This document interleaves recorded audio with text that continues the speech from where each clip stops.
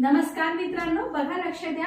आज आपण class 7 chapter number 2 मधील वनस्पती रचना व कार्य या धड्यामधील पिंपळाचे पर्णपत्र आणि मक्याचे पर्णपत्र या दोन पर्णपत्रामध्ये काय काय डिफरन्स आहे बघू आपण। ठीक आहे, बघा पिंपळाच्या पर्णपत्राचा मधोमध काय असते की एक जाड अशी शीर असते आणि त्यामुळे पर्णपत्र हे दोन भागामध्ये विभागल्यासारखं असते आणि या मुख्य शिरेस काय असते उपशिरा फुटून त्यांची एक जाळे तयार होते। ठीक आहे, तर मक्याच्या पर्णपत्रामध्ये काय असते तर मक्याच्या पर्णपत्राच्या सर्व शिरा ज्या असतात ना त्या पर्णपत्राच्या ह्या खोडा चिटकलेल्या असतात आणि ते टोकाकडे अशा एकमेकात समांतर असतात। ठीक आहे, आता बघा हे जे पिंपळाचे पर्णपत्र आहे यांचा जाळीदार शिरविन्यास असतो, तर जे मक्याचे पर्णपत्र आहे त्यांचा कसा समांतर शिरविन्यास असतो।